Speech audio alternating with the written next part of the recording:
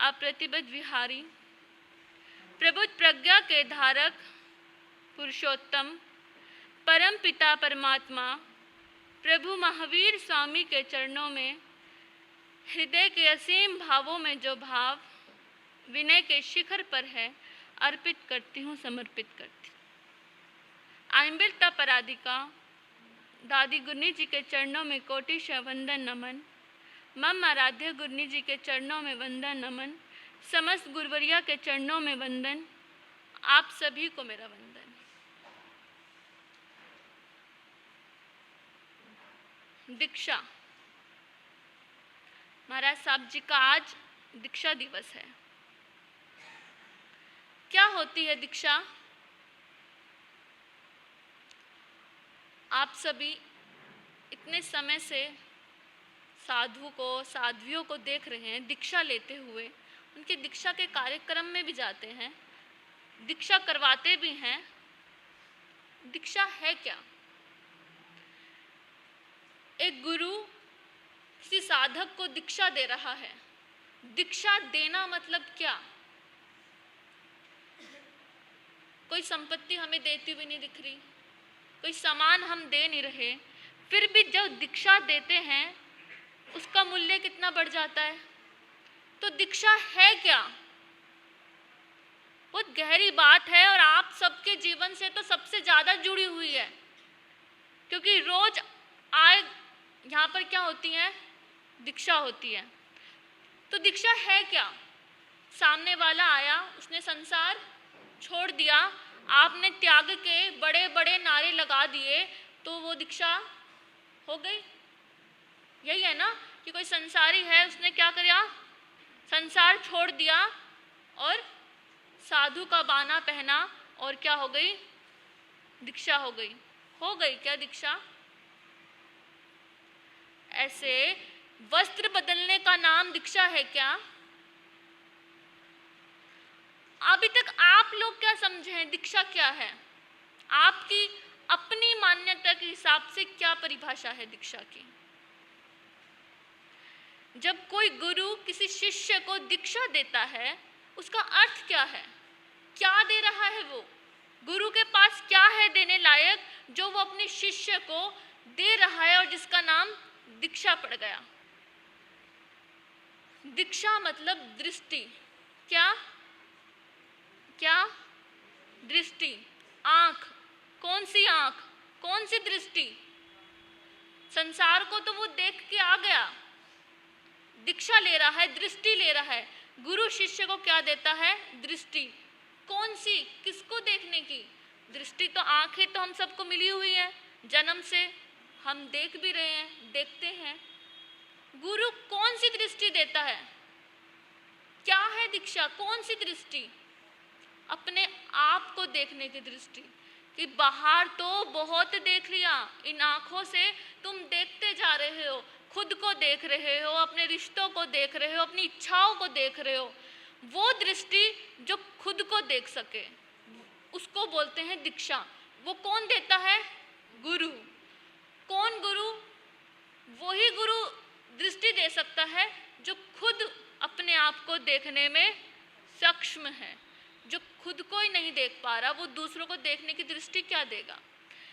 अपने आप को देखना, अपने आप को देखना, अपनेपन को हटाकर, अपने आप को भी अपनापन हटाकर। कौन सा अपनापन? सबसे ज्यादा अपनापन हमें किससे है? झूठ बोलते हैं हम कि सबसे ज्यादा प्यार मुझे तुझसे है, सबसे ज्यादा मोह मुझे बेटे से है या बेटी से है। सबसे ज्यादा मोह, सबसे ज्यादा अपनापन हमें सिर्फ और सिर्फ किससे है? खुद से है, स्वयं से है। अगर आपका प्यारा बेटा या आपकी प्यारी बेटी आपकी कही हुई बात को मना कर दे, वही राग किस में बदल जाता है? द्वेष में बदल जाता है। आपका बहुत जिगरी खास आप ही किसी बात को मना कर दे, तो वही सारा राग किस में बदल जाता है? द्वेष में बदल जाता है। और गुरु वही दृष्टि देता है, उस राग जो बदलता हुआ द्वेष है, उन दोनों से उत्पन्न जो वैराग है, उस वैराग में जब आप अपना अपनापन देखते हो, खुद को देख पाते हो, उसको क्या कहते हैं? दृष्टि देते हैं। साधना पाद के योग सूत्र में 5 आते हैं। बोलते हैं संयम का मतलब है यम में स्थिर हो जाना। किस में स्थिर हो जाना? यम में। संयम, यम में स्थिर हो जाना। यम मतलब क्या? अहिंसा, सत्य, चोरी ना करना, परिग्रह ना रखना। ये 5 चीजें सब जगह बताई जाती है, जैन में भी, बौद्ध में भी, पतंजलि योग सूत्र में भी, सब जगह ये 5 ही बेस हैं। उसमें स्थिर हो जाना। कहते हैं एक सधे तो सब सधे और सब सधे तो कुछ भी ना सधे। अगर आप एक में भी रुक जाते हैं, एक में भी सध जाते हैं। क्या है अहिंसा? आपके हिसाब से अभी तक जो परिभाषाएं सुनते आ रहे हैं, अहिंसा क्या है? किसी को मारना, किसी की हत्या, किसी जीव की रक्षा।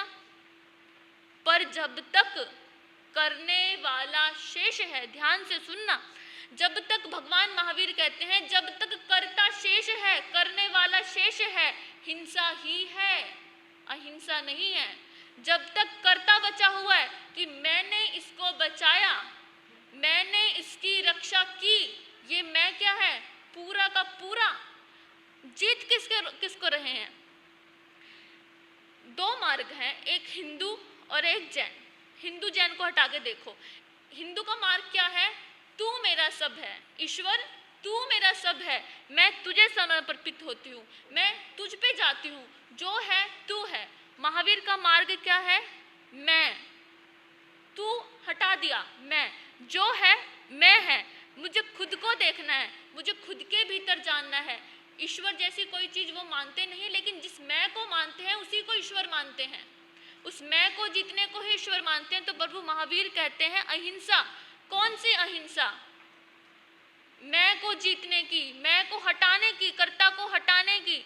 जब तक आप तपस्या करते हो, तपस्या में जब तक कर्ता भाव है कि मैंने आज 5 व्रत रखे, या मैंने इतनी समाई की, या मैंने पोषद की, ये मैं आपका अहिंसा है, ना आपकी तपस्या है, ना कुछ है।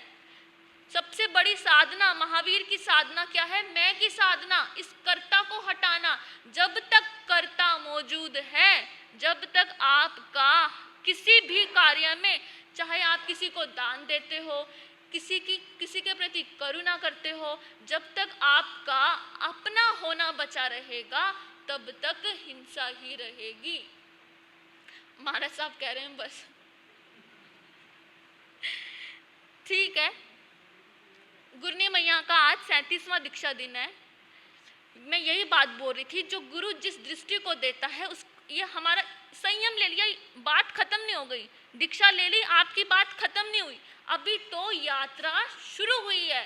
एक एक दिन की, एक एक पल की। प्रतिक्रमण क्या? प्रतिक्रमण आप सोचते हो सुबह से लेकर शाम तक बात करो और बैठ के प्रतिक्रमण करो, वो प्रतिक्रमण नहीं है। क्षण क्षण प्रतिक्रमण, क्षण क्षण वापस लौटना है। क्षण क्षण कर रहे हो, हाँ चल शाम को प्रतिक्रमण कर लूंगा, वो प्रतिक्रमण नहीं है।